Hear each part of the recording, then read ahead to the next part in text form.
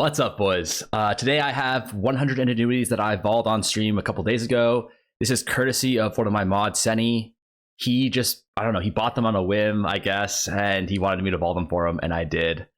They cost him 20D to buy in total, but the breakdown of it is 11. He bought them for 20x each for the ingenuities, so that was 11D total at the time, 5D on the 100 omens, and then he actually hired someone on TFT to buy them for him, and it cost 4D to hire like a guy to buy up all the belts.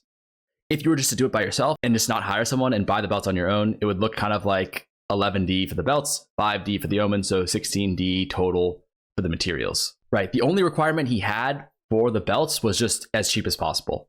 So he didn't really care about what the percentage ring rolls were for the belts, and he didn't care about how many charm slots there were. And by the way, the Vaaling, like the Kringle Divine of the VAAL, it does not change the implicits of the belt for ingenuities. I don't know why. I'm pretty sure it does on other uniques, but for ingenuities specifically, I know for a fact it will not re-roll the 20% flask applied immediately or the number of charm slots. You should definitely keep that in mind because it's actually a really important part to maximize your EV. I go into the analysis towards the end of the video. This is an incredibly profitable method, and I break down exactly how to maximize your profitability towards the end of the video, and the implicits are actually a key part of that. Anyways, without further ado, let's get right into it. First one, trash. Oh shit, that's a 59. That's the 59. 159. Another 59. Ooh, this one's that's close, but not anything. Not anything. Not anything. Not anything. Not anything. Not anything. 59. Ooh, that sucks. That's 58.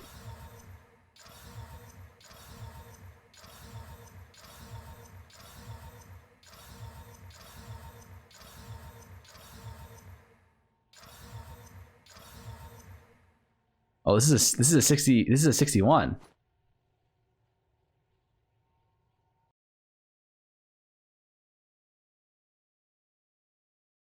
All right, I think that's all of them for now. Okay, let's keep it going. Oh, no, no, no, no. Ooh, ooh. That's a 64. That is a 64 with two charm slots. That is not bad.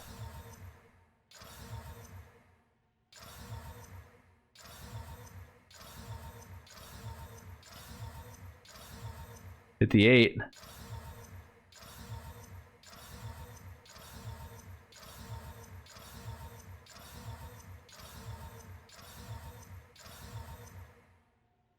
Okay.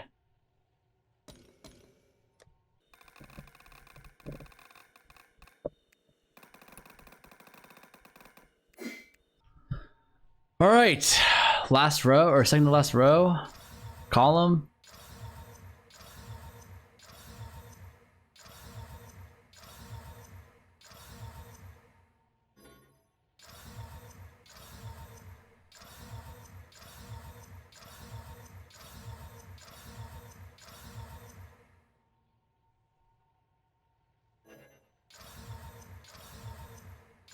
Not a lot of movement.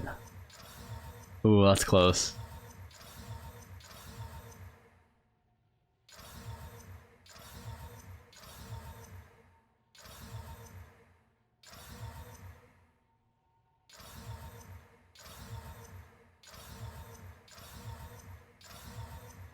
Oh, fuck. I missed some corruptions. I apologize. Oh, oopsies. We don't tell him though. It's fine. He doesn't know. He doesn't know, boys.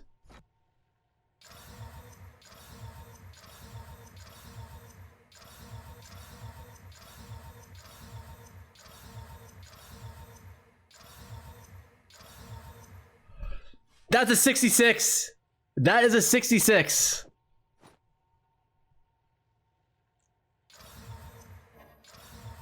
All right, not bad. Not bad. Let's take a look. So this is a 59, so this should be worth around 10C. This is a 61. How much are 61s?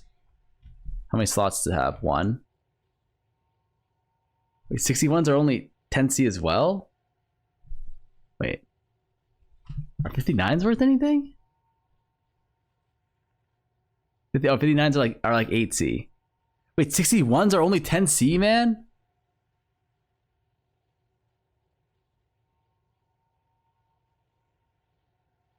Okay, 61s are only 10C, I guess. So this is like 1 div together. This is like 1.5 div together. How much does a 64 go for?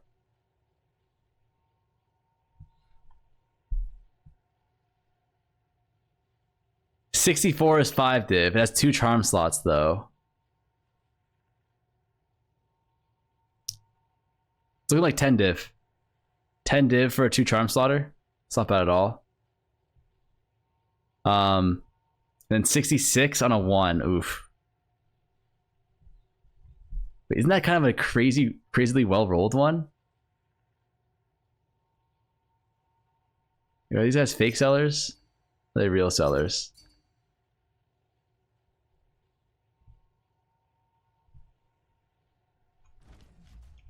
All right, well, it's looking like oh shit, that's a real seller. 19 div. All right, we'll call it 18. We'll call it 18. So it was 18 plus 1 plus 5, so 23. Profited like 4 div. 4 div profit total. If you would have bought the belts yourself, it would have cost you 16D. You would have made 24.5D. And in terms of revenue, so that's 8.5D profit. That's actually really good. That's 50% EV, but he did hit a really good belt. But out of 100, aren't the odds pretty high too? And we're also not selling a lot of the belts that you could resell for like 5, 10x, so not bad at all. So now that we finished the 100, it is definitely profitable, but I think there is actually a way to make it a little bit more profitable. And that is because the price of the belts changes pretty drastically based off of how many charm slots there are. So if we look at Ingenuity,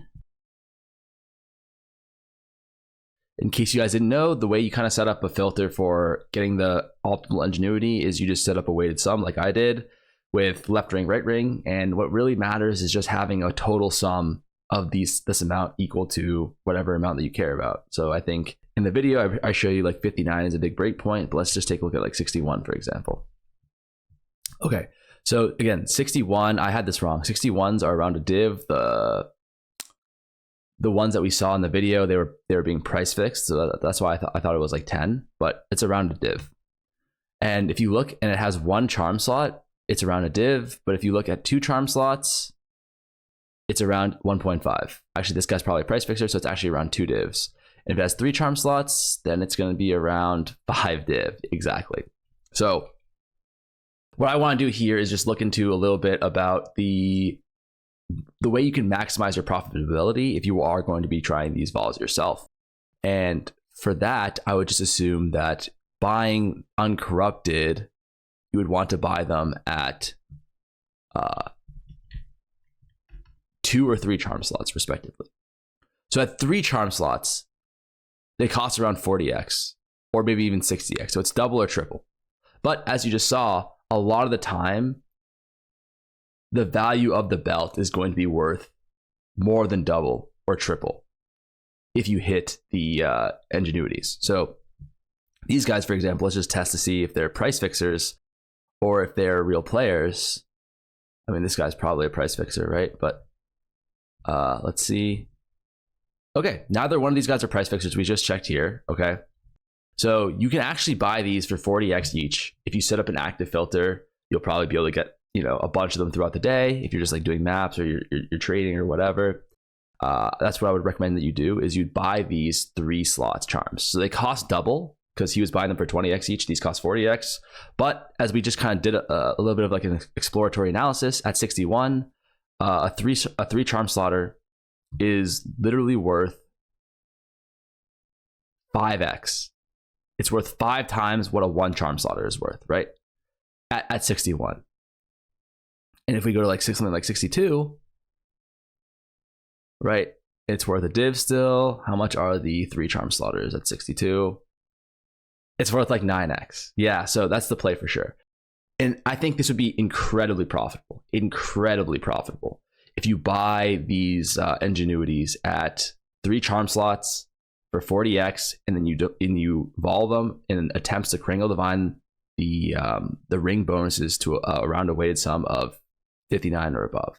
Like, how much are they even at 59?